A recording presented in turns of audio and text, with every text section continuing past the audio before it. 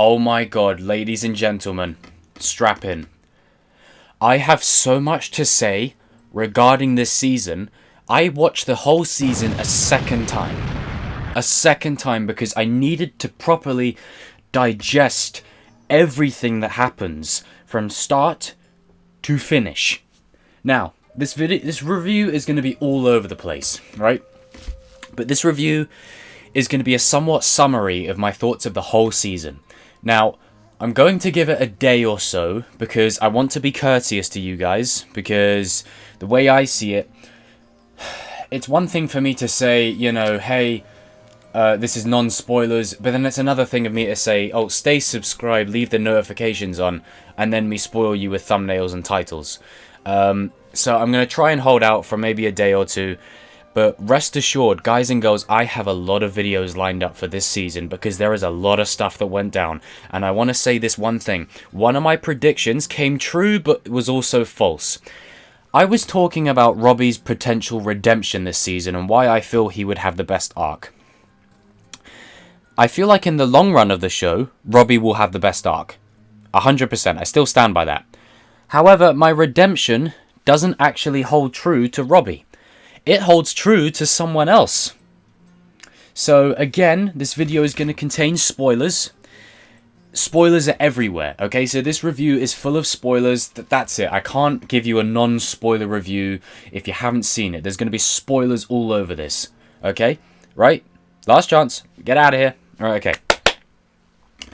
From the very first episode, it is established that Kreese and his new Cobra Kai is much more... It's even as ruthless as the original. The original one, you could see the students beating the crap out of each other. But not like this. Not where he's making them feed snakes with the live animals. He's kicking all of his students out. He's recruiting, like, some of the toughest people within the school. You know, he goes around, he gets Kyler, he gets one of Kyler's boys, he gets a couple of other people. You know, it's crazy. There's so much to digest. Like, my head is literally in a fritz. I can't digest everything that's happened. It's crazy. It's ridiculous. So much has gone on this season. I think what I'm going to do is I'm going to talk about what I was talking about previously relating to my false prediction. For me, the third act of your trilogy always has a redemption. There's a redemption piece in there somewhere. In the case of Darth Vader, in the case of Ben Solo, in the case of Harry Osborn from Spider-Man 3, James Norrington at World's End, there is always a redemption. There's always a redemption piece. And I thought, right, because I didn't know if they were going to do this. I thought, yes, maybe Robby could join Cobra Kai. But I thought, no, that's too obvious. Maybe they won't go that route. And, you know, maybe they won't go that route. So I thought, right, what if Robby has the redemption and Hawk goes full Cobra Kai? And with the blood in the trailer, I gotta say, whoever edited that trailer together, you're absolute genius. Because if you look at that trailer, you can tell that Robby has a mountain to climb for sure. But from that alone, you can tell, in a sense, that Hawk has a much deeper arc to go on. And the journey that Hawk has gone on this season... The minute he broke Demetri's arm, I want to talk about that. The minute he broke Demetri's arm is one of the most horrifying scenes I've seen put to screen. Purely because it's not only just, like, let's put it in context. It's not that it's just two best friends. It's the binary brothers. Eli didn't want to do it. And this is where, again, Eli is still in there. And this season, it really showed that, yes, Eli is in there. And Eli comes full swing right at the end. He has his little redemption moment. He runs across the bridge, jumps up, kicks one, throws the other through the table, and all he says is sorry. Now, I expect as Season 4 progresses, you're going to see Hawk apologize to Demetri profusely, because not only has he tried breaking his arm, you know, he spent the whole of Season 2 trashing him and sandbagging him, and damn near trying to chase him through a school. And then kicking him on football fields. So they have a lot of work to do. But when he says, I'm sorry, are you going to help me win this thing? And Demetri just says, yeah, and they and then they just start kicking ass and doing some WWE tag team stuff, I had chills. I had chills running through my body. I was like, oh my god, this is amazing. This is brilliant. This is absolutely brilliant. And it's even better because Hawk is in Miyagi-Do. This is going to be sick. And I've said this before, right? And I'm calling it now. Hawk likes to change his hair color. I say get rid of that grungy red and change it to white. Have the black part at the bottom and the white part at the top. What does that symbolize? It symbolizes Miyagi-Do and the best of Cobra Kai. Johnny Lawrence's Cobra Kai coming together. Yin and yang. That's what it symbolizes. And I cannot wait. Do you know, Hawk has climbed my rankings. I'm serious, guys. Hawk is like number 3 for me now. He's high up there. Like, besides Miguel, and Sam probably had one of the best, probably the best arc this season. I was so praying that Samantha the Russo would get away from the teen love drama and really have an arc where we can see Samantha. Not Daniel's daughter, not, you know, the loved up rich girl, Samantha. And she had, in my opinion, the best arc in season 3. Hawk had the second best. Miguel had probably the third, and I'd say Robby the fourth. But she had the best. The layers that were added to her character. You really feel like she's Daniel's heir. You really feel like that. She's the heir to the LaRusso legacy. And I was rooting for her every step of the way. And I did not think I'd be saying that after season 1 and 2. The complete turnaround for the character of Sam was incredible. And I tell you what, Tori is right down the bottom of my list. I'm sorry, I know she's got her reasons to try and beat up Sam. But at the end of the day, basing it on context, it was just a kiss. Like, chill out. You tried to kill Sam. You vandalize her home. You damn near commit assault. You break her friend's arm. You know, it's ridiculous. Screw Tori. Screw Tori, and that's the end of that. I know Tori's had a rough go of it, but, you know, she's got to make everything about her. Miguel is in the wheelchair, and she's telling some BS story because of Kreese, right? Let's call it what it is. It's because of Kreese. Because Kreese says, oh, you are all Cobra Kai. Miguel's in the wheelchair. They're not in wheelchairs. So don't give me that rubbish, okay? And then Tori trying to make it all about her. No. I'm with Sam on this one. Everyone's got a sob story. It doesn't give you the right to be whatever. Yeah, kick Tori to the side. She's down the pecking order. I mean, her trying to kill Sam last season was a bit of a step too far. But this season, just ridiculous. Just get out. Out. Bye. Bye, Tori. Bugger off. She's not even in that ranking. Like, I'd still rank her in my top 10 because her character is just so powerful and so significant to Sam's arc.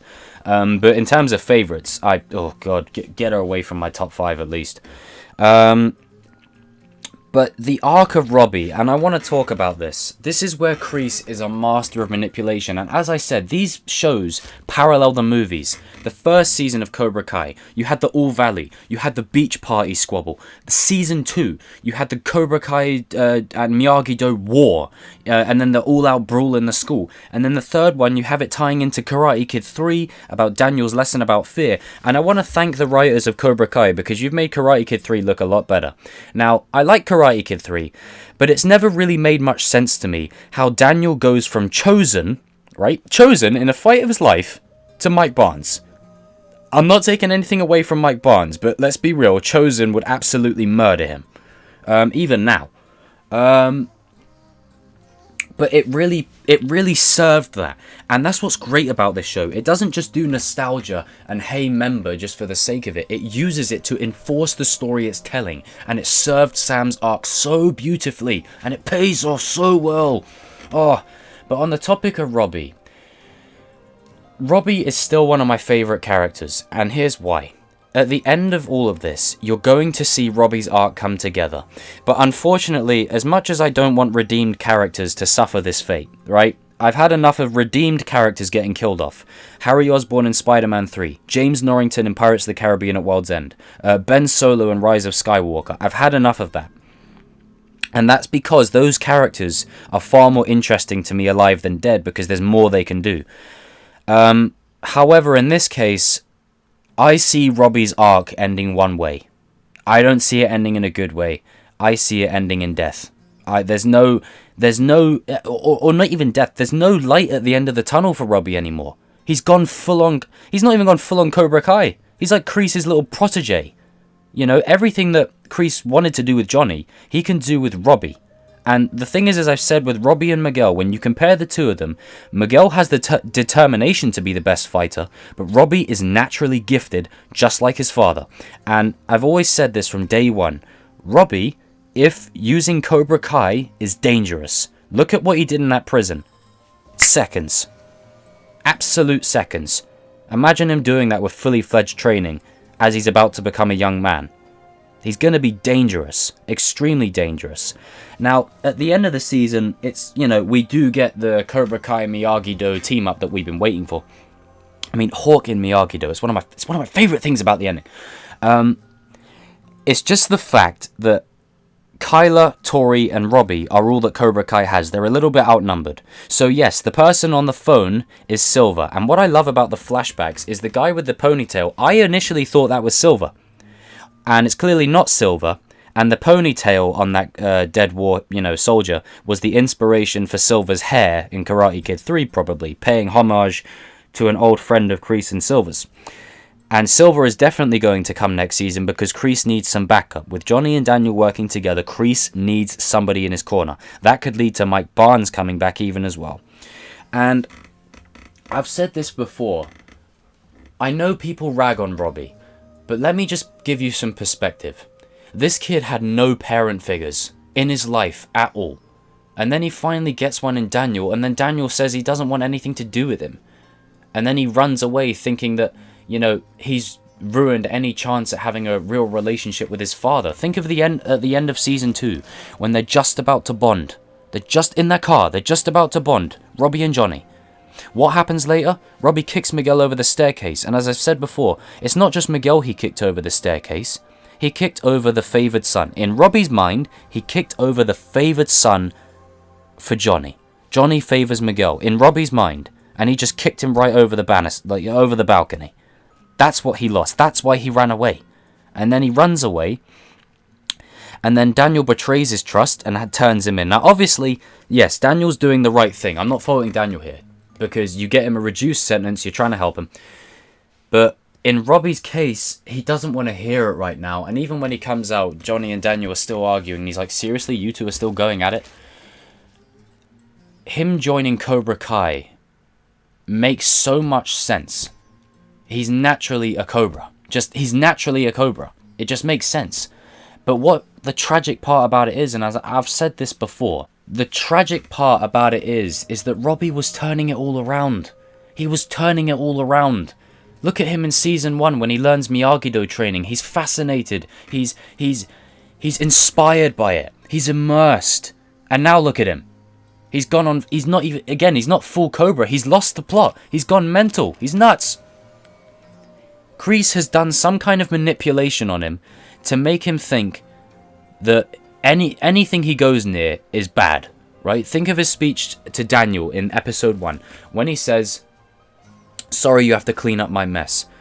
Sorry you have to do all this. He's probably feeling like everything he gets close to just breaks apart anyway. So he's just finally channeling, as Tori says, channeling the hate into Johnny because he's projecting his own sadness, his own pain.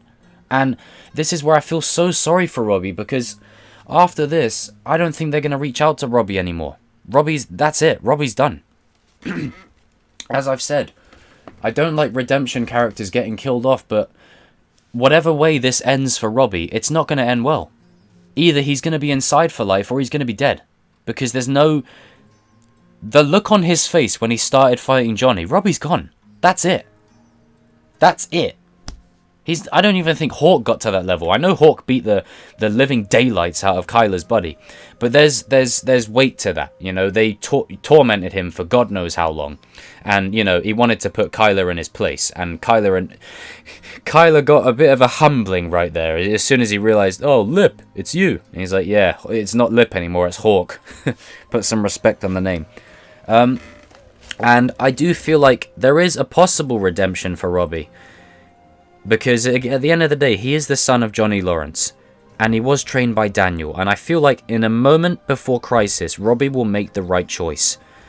But again, Robby, I know I've said this about redemption characters and I don't like them being killed off, but Robby's not in that kind of space where he can go and be like a Ben Solo and go and live his sins, you know, for the rest of the galaxy or whatever. He can't do that. This is the real world with real consequences.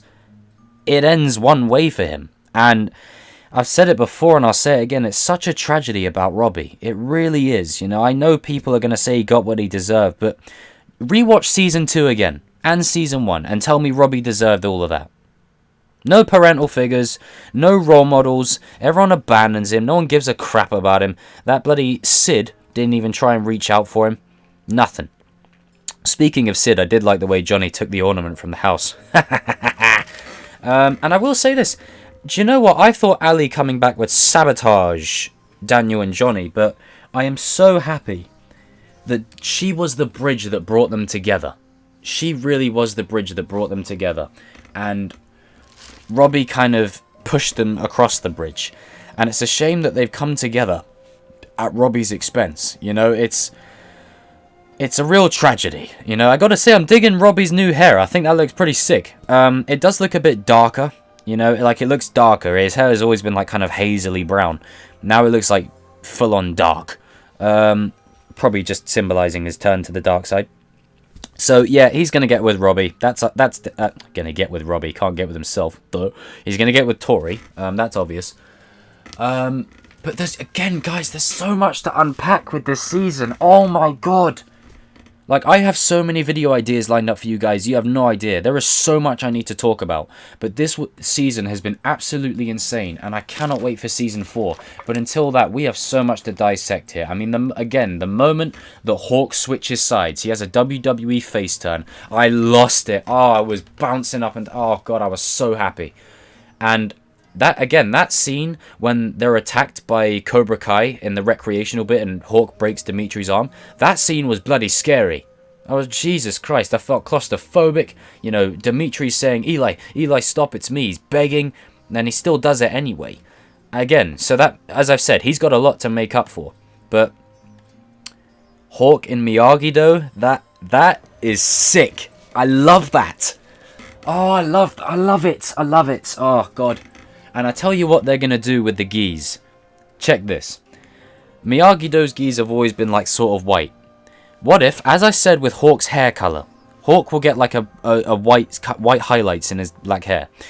What if they have like a half gi, where it's half white, half black, yin and yang. I'd love that. I'd love that. It's just a shame that Robby being in Cobra Kai was kind of spoiled a while ago, because there was images leaked of like behind the scenes stuff of him in a Cobra Kai gi and all that.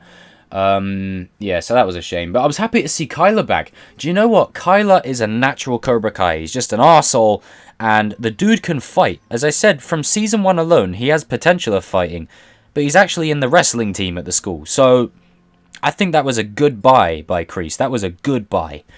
And Tori, Kyler, and Robby are going to be one dream team for Kreese. The three of them. But they definitely need maybe one or two more people to sort of level the playing field a bit. Because, I mean, you know, you've got... what's the numbers? So you've got Miguel, Sam, Hawk, Demetri, Chris, Mitch, Bert, Nate, Johnny, and Daniel for Miyagi-Do. You've got Kreese... Kreese, Tori, Robby, Kyler, and those like random background guys. So yeah, one or two more people wouldn't go amiss, and I think Silver would be perfect in his corner. And Silver going there, that means people like Robby and Tori, they're gonna get worse, much worse, because as I've said before, Kreese is one thing, but Silver is just as erratic, if not worse. I mean, in Karate Kid 3, this guy's laughing at everything like a jackrabbit. But yeah, man, this season, there was just so much to unpack, and I just... I can't wait for Season 4. Like, I know we're a long way off, but there is so much to look forward to. Now, they did tout this at a potential of 6 seasons, so they have a roadmap. So these things will feel organic, and they will feel natural.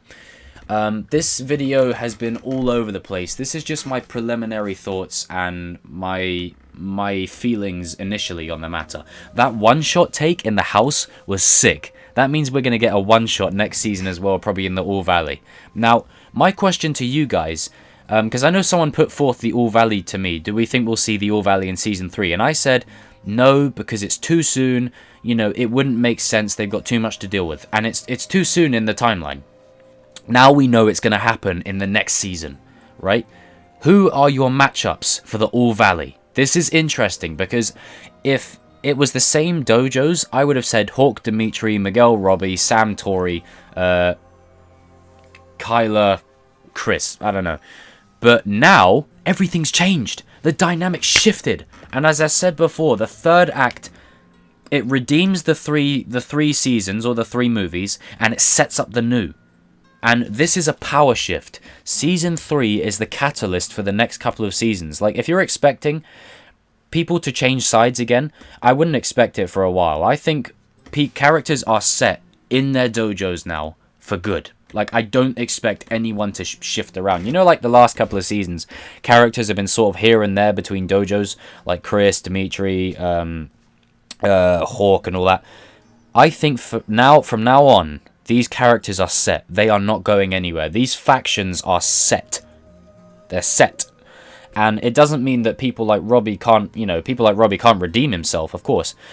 But at the end of the day, Robby, in the state that he's in right now, being paired with people like Kyler and Tori, he's only going to get worse. And Robby was naturally a bad boy. And it's weird, because if you think about it, Miguel and Sam were always more of a natural match. And Miguel and Tori weren't a natural match, but they worked. Robby and Sam were a natural match in other ways, but it feels like Robby and Tori is the more natural progression for those 2 characters. And yes, 100%, they're definitely getting together. I mean, come on, they're both who they are. Trust me, they're just made for each other. I mean, that scene when Robby's getting like the clipboard with the documents to fill out. She tells him what to fill out and all that. There's relatability between them. So, yeah, there's definitely going to be something there. And then Kyler's just going to be like the muscle in the corner. And I did like how when Kyler got on the mat, he was like in a wrestling pose, not a karate pose. Like, it was perfect. Absolutely perfect. Brilliant way to bring him in Cobra Kai. And if the actor ever watches this, you're badass. You're badass. You're sick. But yeah, this review's just been all over the place. This is just me getting a lot of my thoughts out there because, guys, my brain is in a fritz. So much happened in this season. Like, I know I've said that about Season 2, but this season, so much has happened, you know? Like, Season 2, it was mostly training for the war, for the fight. This season, character layers were unfolded. Character choices. You know, and I don't like that Robby is with Kreese. I don't like it. But I like it. You know, I don't want him to be with Kreese. I want him to be with Johnny and Daniel. I want him and Miguel to be the best of friends and all that. But, again, you got to look at it from the perspective of Robby inadvertently sees Miguel as his rival. Not just for Sam, but for his father's love. And now for Daniel's affection. So who has he got now? He even feels resentment to his own mother for probably selling him out as well. You know, as he told Daniel, don't bother. I'm not going to lie, though. He did have a badass fight scene in Juvie. I called that one. I said it. I said he would have a good fight scene. It's a shame, though. This is my one complaint. It's a shame that we didn't get more. I wanted more of that. I wanted so many more of those scenes. But yeah, you know, a lot of tragedy for Robby. It was a bittersweet ending. I'll say that. It was bittersweet. Like, there was a lot of negatives in terms of character choices. These aren't, like, things I'm complaining about. It's just, like, what the characters chose to do with their paths. But it was a bittersweet ending in terms of tying this season up, tying this trilogy of seasons up with a bow. And, you know, shout out to Louis and Anush, you know, for helping Daniel and Amanda kick ass. And Chozen and Kumiko. How can I forget? I've mentioned Ali and how badass she was. Chozen was instrumental in Kreese's downfall at the end. I called that. I said he was going to play a pivotal role because this dude is he's the best. He's the best, you know. Get him back to the All Valley. Maybe you could use him against... Oh, can you imagine a tag team? Silver, Kreese, and Mike Barnes against Johnny, Chozen, and Daniel. Oh, God. But But yeah, shout out to Kumiko. You know, the story that was added to her. And the little girl that Daniel saved from Karate Kid 2 when the hurricane was happening, and he saved the little girl from the being stuck up on the thing. And it just shows that when you put good out there, good has a way of coming back to you. And it's so true. Oh, I absolutely love this season.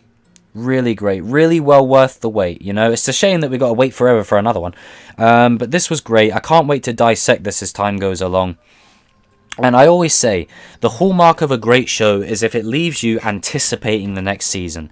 And this is why, when you have a roadmap, you can't fail. Because you know where characters are going. Now, I don't know if they had a roadmap or not. But a lot of what these characters do feels natural. It feels like a natural progression for their characters.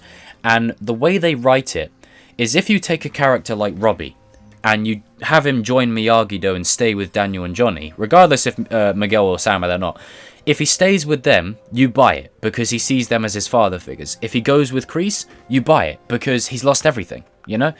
With Hawk, you buy it because you buy his redemption because Eli has been in there this entire time. I mean, think back to the house party in season 2 when he's like, "Is there a new doctor? What's he like?"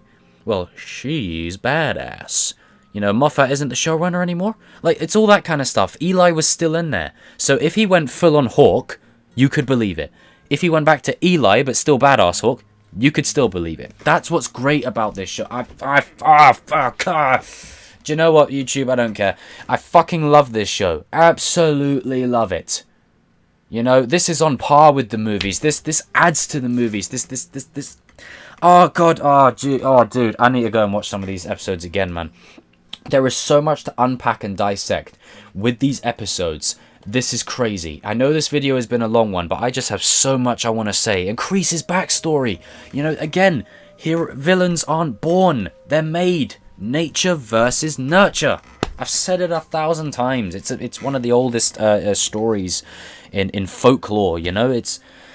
Oh man, the season was off the chain. I tell you what, I want that song that played at the end of season 3 when Daniel and Johnny are together. Oh, do you know what? Next season, the best thing that's going to happen next season is when they're training, Daniel and Johnny are still going to be arguing over who's training, like who's taking the session. Hang on, I thought I was training today. No, hang on, I'm training today. Or Daniel will start doing breathing exercises and Johnny's going to go, "This is pussy crap. When do we start breaking some boards?" Oh man, it's so much fun. Guys and girls, leave your comments down below. I want all of you to comment what videos you would like me to do down there. Now, again, if you haven't seen the episodes, I don't know why you've watched this whole video to this point. But yeah, comment any videos you want me to do down below, because I tell you what, I have some juicy ones lined up. I'm going to be covering Robby. I'm going to be covering Hawk. I'm going to be covering Sam. Like, Sam, I really like Sam now. I've ragged on her the past 2 seasons because she's been at the center of every bit of drama. But this season, she really came into her own, and she had a great arc, and I'd argue she had the best arc of the season, by a mile. Like, I thought it was going to be Robby. And he had a great arc, but Sam, without a doubt, for me, had the best. And then Miguel walked again, you know? Oh, just there's so much of this season that was absolutely badass. Guys and girls, leave your comments down below. Let me know what you thought, because this... Oh, man, I love this season. In the air tonight. Oh, no. Oh, God. Oh, man. Brilliant. Brilliant stuff. Absolutely brilliant. Guys and girls, comment down below. Let me know what you thought. And I want to shout out to the cast, the creators, the producers, Netflix, YouTube Red, anybody. You're badass. The lot of you. This is sick. This is some of the best television I've seen in years. Not even that. The best media. Movies and television for me are one and the same. It's just one's released in a different format. This is some of the best film piece I've I've seen put up in years. It's consistent, the characters are consistent, the story's consistent, all the characters have a moral grey centre, you root for most of them. Despite what Hawk has done this season, I was still jumping all over the place when he saved Demetri's ass. Oh, gosh. Oh, fuck. Creators of this show, cast, writers, whoever, you should all be absolutely proud of yourselves. This is amazing. Now, I know I've done a little plug like this before, And I know I may get shat on a bit here, but come on, get Jacob in season 4. Come on. Just call me Mike Barnes' long lost English son. Just come on. He went to England one day and you know, he went out to London to think, and he ended up, you know, hooking up with an English woman at a bar, and then boom, I'm born. Just come on. Get Jacob in season 4. Make it happen. Oh. Oh, guys and girls, comment down below, let me know what you thought, and I will see you all in another video soon. And remember, it's not even defeat does not exist in this dojo anymore, isn't it? Because Johnny wants Cobra Kai gone now. What is it? What was it? Eagle Fang Karate? Yeah, I'm glad they ditched that one. I mean, that's a good point. Are they still going to call it Miyagi-Do? Oh, guys, this season was amazing. But I'll say it anyway for video. Defeat does not exist in this season, does it? Season 4, let's go, baby.